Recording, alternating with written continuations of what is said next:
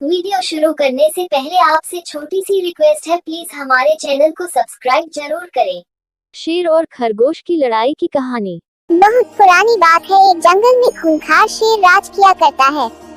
राजा होने के कारण वह शेर जंगल के बाकी सारे जानवरों पर धौंस जमाता था और उनका शिकार करके उन्हें खा जाया करता था। कई बार वह एक या दो नहीं बल्कि कई जानवरों को मार दिया करता था। इस बात से जंगल के सभी जानवर बहुत परेशान थे। उन्हें डर लगता था कि इस तरह एक दिन शेर जंगल के सारे जानवरों को खा जाएगा। इस बात का हल निकालने के लिए सभी जानवरों ने फैसला किया कि वो जाकर शेर से बात करेंगे और उसे समझाने की कोशिश करेंगे। इस फैसले के बाद हिम्मत करके दूसरे दिन सभी जानवर शेर के पास गए। शेर अपनी गुफा में आराम कर रहा था। उन सभी के आने के कारण उसकी नींद खुल गई। उन सभी को एक साथ देखकर शेर गुस्से से बोला, तुम सभी एक साथ यहाँ क्या कर रहे हो? मैंने कोई दावत रखी है क्या? इस बात पर जानवर दल का सरदार बोला, महाराज, हम सभी यहाँ आपसे एक विनती करने आए हैं। दरअसल आप जब भी शिकार पर निकलते हैं तो एक साथ कई जानवर मार देते हैं, जिनमें से कई को आप खा भी नहीं पाते। आपके ऐसा करने से हमारी संख्या कम होती जा रही है और आपकी प्रजा छोटी होती जा रही है। अगर यूं ही चलता रहा तो एक दिन आपके राज्य में एक भी जानवर नहीं बचेगा और जब प्रजा ही नहीं होगी तो राजा भला किस पर राज करेगा? इसलिए आपको सदैव अपना राजा बनाए रखने के लिए हमने आपके भोजन का इंतजाम करने के लिए योजना बनाई है। हमारा सुझाव यह है कि आप शिकार पर न निकला करें, बल्कि हम खुद रोज एक जानवर आपकी गुफा में भेज दिया करेंगे। इस तरह रोज आपका भोजन भी हो जाएगा, आपको मेहनत भी नहीं करनी पड़ेगी और आपकी प्रजा को भी राहत रहेगी। शेर को जानवरों की योजना सही लगी और उसने कहा, ठीक है, मुझे तुम्हारा सुझाव मंजूर है, लेकिन एक बात का ध्यान रखना।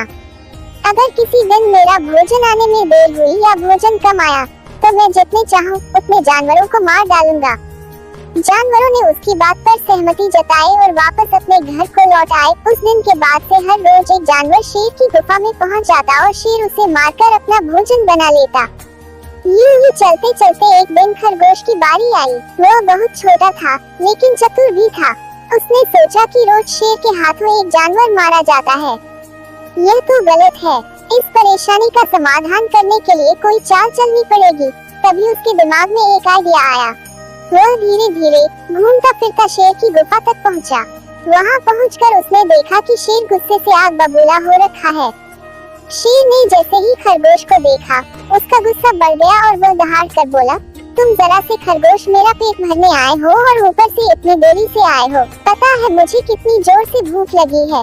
कहाँ मर गए थे और तुमसे मेरा पेट कैसे भरेगा? शेर को तो मिलाया हुआ देख खरगोश बोला, महाराज, मैं आपकी सेवा में अकेला नहीं आ रहा था, बल्कि मेरे साथ मेरे 5 साथी और भी थे।